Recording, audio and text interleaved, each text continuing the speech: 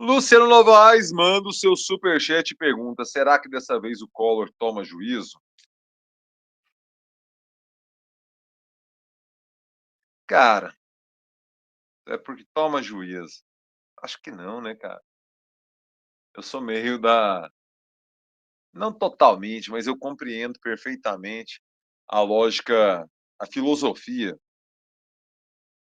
o pensamento, assim, a abordagem de um grupo de artistas muito importante, cara, para o Brasil. Muito importante mesmo. Talento maravilhoso, cara.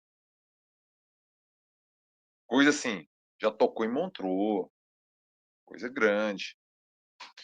Tem um grupo brasileiro, cara, chamado El Chan, que eu amo, que diz o seguinte: pau que nasce torto nunca se endireita. E daí, cara, eu gosto muito de talos populares, porque eles conseguem sintetizar coisas muito complexas, cara, numa linguagem ultra acessível que vira uma compreensão coletiva de algo que existe, que fermenta naquela cultura. Eu gosto muito de talos populares, velho. Gosto muito. Eu acho que eles são muito reveladores, sabe, da forma como o povo pensa. E toda língua, todo grupo social tem os seus ditados ali, as máximas, saca, Luciano? Pau que nasce torto nunca se endireita. Claro, aí depois vai a rima, e aí é pagodão baiano, é outra abordagem, mas isso, cara, sintetiza muito. Essa história do Fernando Collor de Mello, né, cara?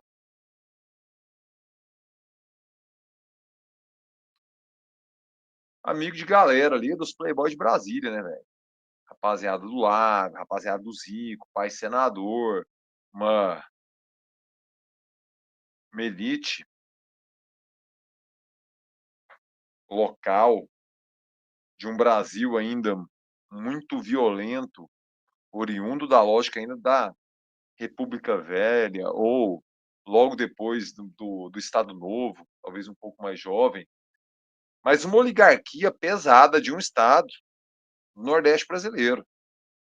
Aquela lógica do coroné, se hoje ainda ela é bastante presente no imaginário do que é ou do que são as relações políticas nos rincões brasileiros, ou mesmo em bairros mais periféricos, porque acaba que a gente, com aquela crônica do Antônio Prata, né? A gente que é meio intelectual, meio de esquerda, a gente consegue passar um pouco ao largo, assim, dessas questões, né, cara? Mas o cabresto ainda é muito usual, por exemplo, em bairros periféricos, né? Com o poder da milícia, com o poder do tráfico.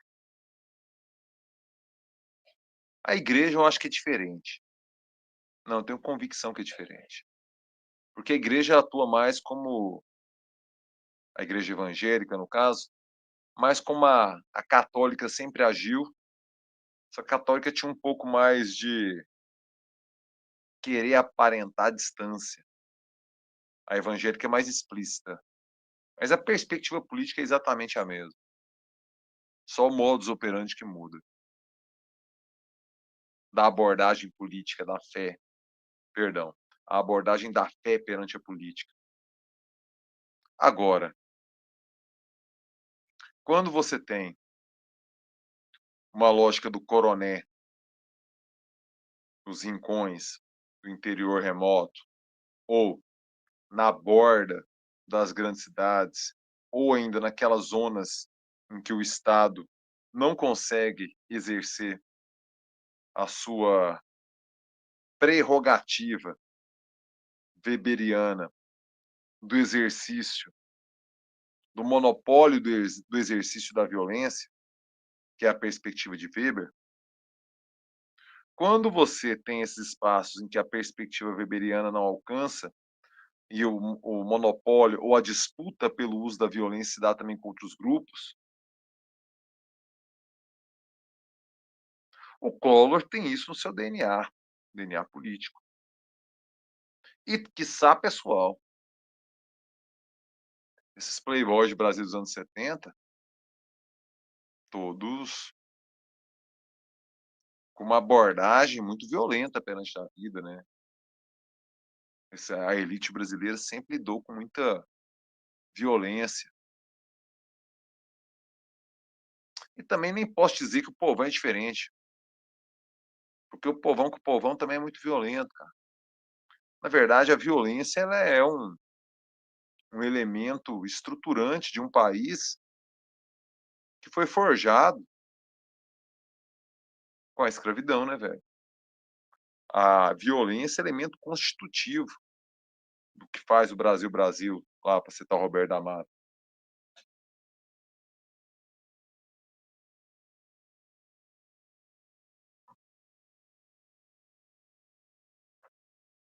O Collor é um legítimo herdeiro dessa tradição mais brasileira de todas, uma abordagem alagoana, mas que se replica em todos os estados, em muitas cidades. Nada mais brasileiro, em sentido lato, nada mais brasileiro. Eu confesso que eu, assim, queria ter visto o Collor preso um pouco antes, né, cara, 92, quando eu ainda muito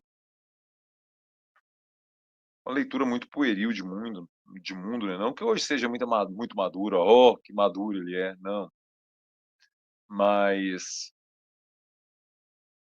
quando o Collor vence o Lula em 89 eu tinha 10 anos, né, eu sou de 79. Collor toma posse, eu estava na iminência de fazer 11 ali, em 1990. O Itamar assume 92, né, meio de 92 se dá o impeachment do Collor.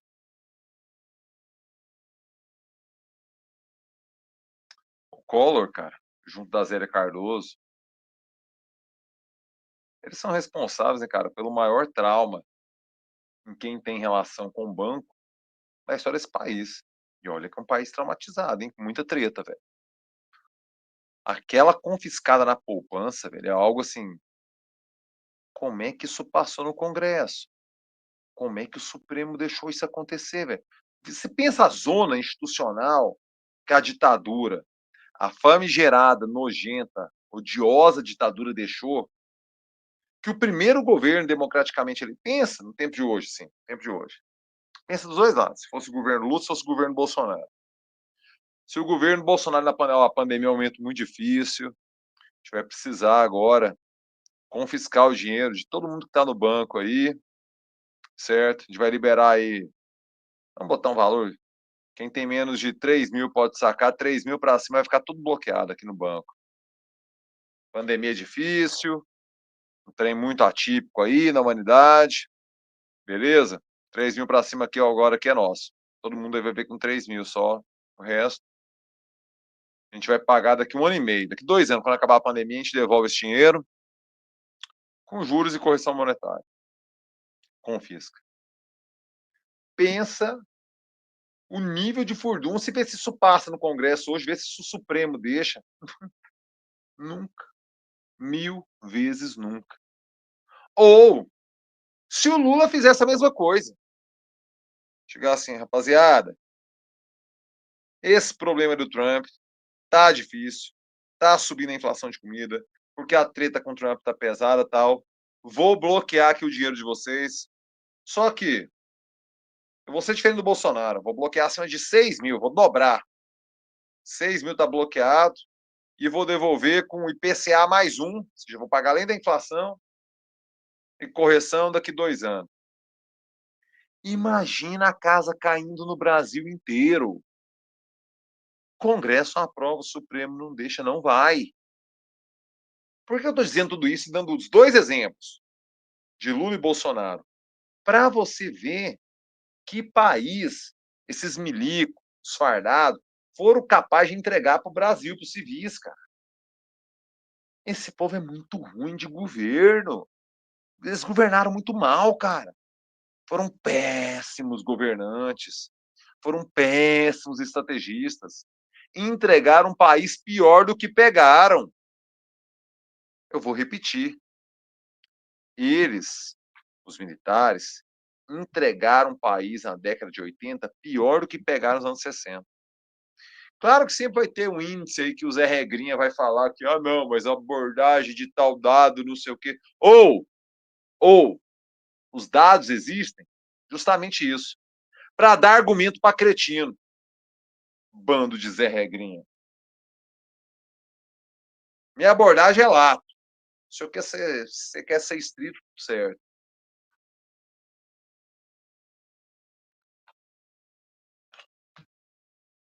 A milicada é ruim de serviço, a milicada é ruim de governo. A milicada quer uma aposentadoria tranquila e aposentar jovem. E se a filha não casar, uma graninha para ela até ela morrer também. É basicamente isso que a milicada quer.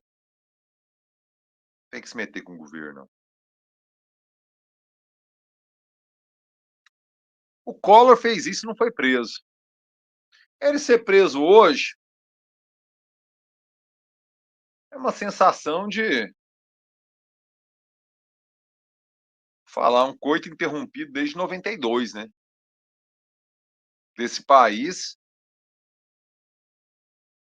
com essa figura pública, com esse político. 92. 2002, 2012, 2022, 33 anos de coito interrompido. Aí depois de tanto, cara, assim, sei lá, né, velho? Demorou. Claro que antes tarde do que nunca. Claro, não quero também aparentar apocalíptico, não, né, cara? Mas assim, o Brasil precisava de uma resposta institucional antes, né, anterior, né, cara? Pelo conjunto da obra. Mas eu sempre compreendo que, com figuras desse porte, e tenhamos toda a clareza do mundo, definitivamente não estamos falando de qualquer um, estamos falando de um ex-presidente, estamos falando de uma oligarquia estadual, das mais poderosas, dos caras que eram donos da retransmissão da Rede Globo no estado do Brasil, muito entrelaçados com o poder.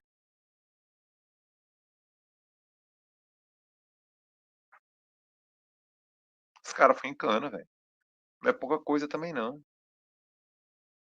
A gente fica naquela lógica ira, sabe? Eu quero sempre mais. E esquece de comemorar os trem também. Agora, não comemoro muito também, não. Não comemoro, sei lá. Acho importante, eu acho importante. Comemorar já é uma alegria, assim, que o colo já não dá tanto, né? Tem outros que darão mais. Ah, como tem, Luciano. Tem outros que darão mais alegria. Vou festejar, tá ligado? Vou festejar. O Collor, a sensação de coito interrompido de tanto tempo, não deixa a gente comemorar tanto assim, né, Luciano? Mas é importante. E cumpriu-se o devido processo legal, apresentou as defesas, já estava condenado em última instância desde 2023. Estamos em 25. Os advogados apresentaram todos os recursos do mundo. Agora, eu vou bater uma real para vocês. Vocês viram que grampearam ele lá no aeroporto de Maceió, né? Pei, grampearam umas 4 da manhã. A versão de Fernando Collor, a versão da sua defesa é de que ele estava indo para Brasília se apresentar. Pergunta: será? Pode ser. Eu não tenho por que duvidar. Mas a polícia ficou meio com medo, né? Porque senão deixava ele apresentar em Brasília. Ué. Por que a polícia fala que não tá no aeroporto? Não acreditou muito na versão, né? Simples assim. Opa, tem no aeroporto? Não, não, não vai não. Alguém vazou a informação pro Collor que ele seria preso naquele dia. Por que ele já estava indo para o aeroporto se apresentar? De acordo com a versão dele. Porque ele sabia. Era para saber que ia ser preso aquele dia? Eu não sei se era a circunstância de se avisar, divulgado. Você sabe me informar? O fato é que foi grampeado, solicitou para ficar em Maceió. Cá entre nós, não acho que vai ficar muito tempo. A pena é 8 anos e 10 meses, né? Na lógica de um sexto aí da pena, pensa, um quarto dá 2 anos e pouco. Pouco menos de 2 anos, um sexto. Pouco menos de 2 anos. Vai ficar pouco tempo em regime fechado. Logo consegue uma progressão aí. Mas pisou, né? Foi preso. É o terceiro. É o terceiro presidente da República desde a redemocratização que foi preso. O primeiro foi o Lula, o segundo foi o Temer, o terceiro agora foi o Collor. O quarto, você já sabe quem é? Ou quem será? Parece, já tá meio desenhado, né? Antes da ditadura, a gente teve presidentes presos, mas todos por questões políticas. Nenhum por questões criminais, como foram os três da redemocratização. Para o Collor, Luciano Novaes, é o Boomerang Blues, né? Tudo que você faz, um dia volta para você. Muito obrigado pelo superchat. Faça você como o querido Luciano Novaes e mande seu superchat ou mande seu pix. O pix é pablocossa.gmail.com. Pix a fita, rapaziada.